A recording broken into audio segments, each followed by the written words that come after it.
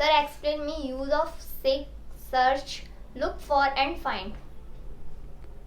She asked me 4 words. इन चारों शब्द का मतलब होता है देखना, ढूंढना और सर्च करना। तो इसमें कहीं ना कहीं थोड़ा थोड़ा डिफरेंस होते हैं।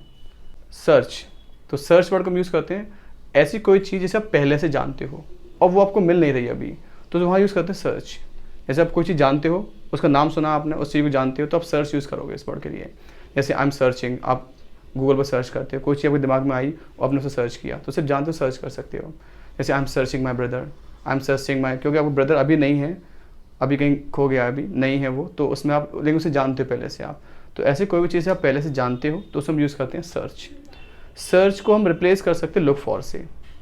दोनों एक एब्सोल्यूट करेक्ट होते हैं, दोनों एक जैसे होते हैं। आप लुक फॉर का यूज़ कर सकते हो, I am looking for my brother, I am looking for my notebook.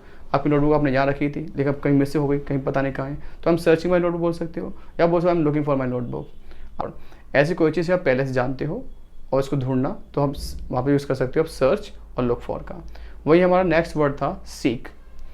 Seek, seek ऐसी चीज़ ढूंढने के लिए यूज़ करते हैं हम लोग। सीक के दो यूज़ होते हैं।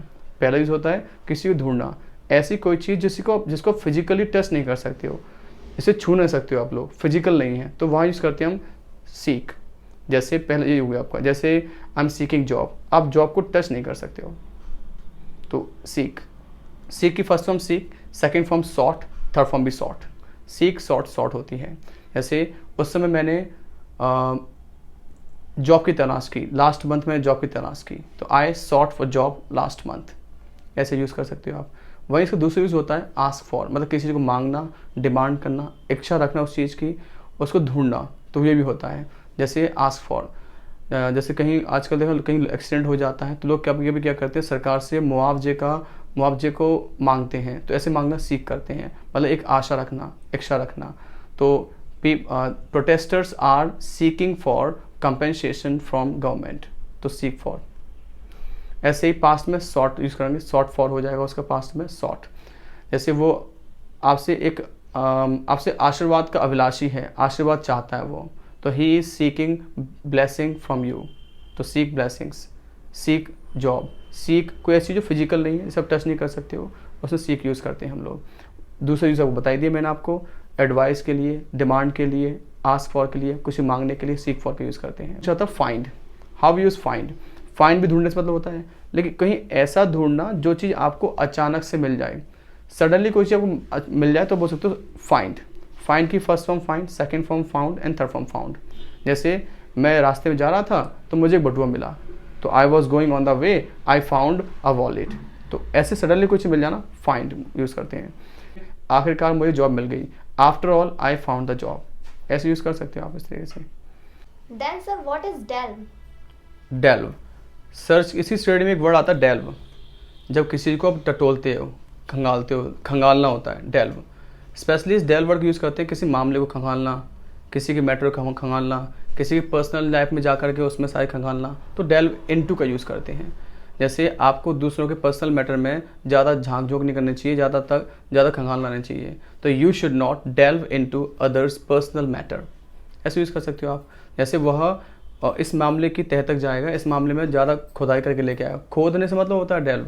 तो ऐसे किसी व्यक्ति के पर्सनल मामले में जाकर के, किसी की लाइफ में जाकर के मामले की तह तक जाएगा वो, तो he will delve into the matter, तो डेल्व को यूज़ कर सकते हैं ऐसे आप। तो सर्च करना, ढूंढने का भी एक और ये तरीका होता है डेल्व, किसी के मामले में जाकर सर्च करना, अंदर तक खंगालना इस चीज़ को डेल्व। जैसे मैं अपनी जेबों को तलाशा, I delve into my pocket, तब मुझे 5 रुपये मिले, I got 5 rupees, I got this coin, तो डेल्व इनटू यूज़ करेंगे आप। Explain me ferret and fumble. Ferret and fumble, ये भी 2 वर्ड होते हैं आपके।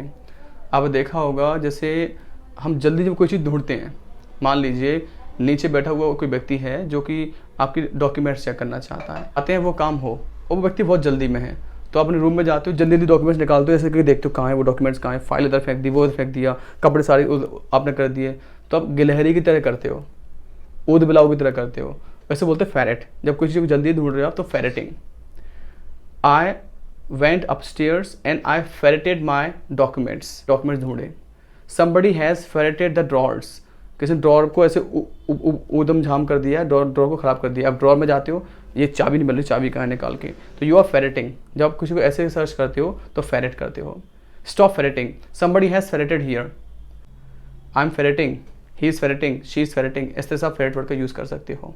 ये फेरेट होता है। एंड फंबल, फंबल होता है टटोलना।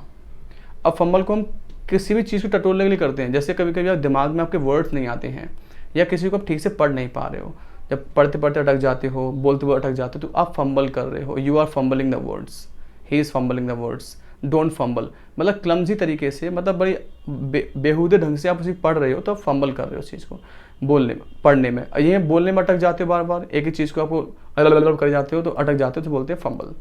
He was fumbling while speaking. वही फंबल वर्ड का यूज़ सर्च के लिए भी करते हैं हम लोग। कोई चीज़ सर्च कर रहे हो आप, ढूंढ रहे हो, तो आई एम फंबलिंग। स्पेशली अंधेरे में कोई चीज़ ढूंढते हो आप, हाथों में आग तो है नहीं है, आपने क्या किया, एक ड्रॉल लिया, ड्रॉल में आपने माचिस देखा, मैच बॉक्स, जैसे सिगरेट है, अब मैचेस का माचिस देख रहे हो आप, तो he fumbled match box in a drawer. तो he fumbled his ring in water, उसने पानी में अपनी अंगूठी को ढूंढा। तो फंबल वर्ड यूज़ करेंगे सर्च के लिए, स्पेशली अंधेरे में आप ढूंढ रहे हो कोई चीज़ को तो फंबल कर रहे हो, आप यूज़ कर सकते हो फंबल वर्ड का। देन सर, जो एयरपोर्ट पे तलाशी लेते हैं उन्हें क्या कहते हैं? हाँ, ये भी एक तलाशी होती है, इसे भी सर्च करना बोलते हैं। आप देखा हो जब एयरपोर्ट पे जाते हो तो कहीं आपने कुछ ड्रग्स तो नहीं छिपा रखा, आपने कोई हथियार को नहीं छिपा रखे, तो उनको सर्च करने के लिए जब कोई काम करते हैं, जैसे उसको आपको चेक करता है मशीन से, उसे बोलते हैं फ्रिस्क मशीन, ठीक है, तो उसी को हम फ्रिस्क बोलते हैं। He was frisking. Allow someone to search yourself, आप किसी को अलाउ, अपने हाथ अपने आर्म्स को अपने ऊपर कर दिया, भैया देख लीजिए, देख लो, चेक कर लो मुझ में, तो फ्रिस्क मी। तो the cop frisked the people on airport, everybody will be frisked first, then they will let them go ahead। तब उन्हें आगे जाने देंगे क्योंकि पहले सबको फ्रिस्क किया जाएगा। फ्रिस्क आपका एक एक्शन है, फ्रिस्किंग, फ्रिक्स्ड हो जाएगा आपका ये। तो फ्रिस्किंग, फ्रिस्क होता है एयरपोर्ट पर तलाशी लेना। Where were you frisked last time, please comment below. आपका कहीं तलाशी ली गई होगी, लास्ट टाइम आपकी तलाशी कहाँ ली गई होगी, प्लीज़ कमेंट बिलो। आप कमेंट कर सकते हो और प्रैक्टिस कर सकते हो। इंग्लिश सीखने को best channel English. Thank you.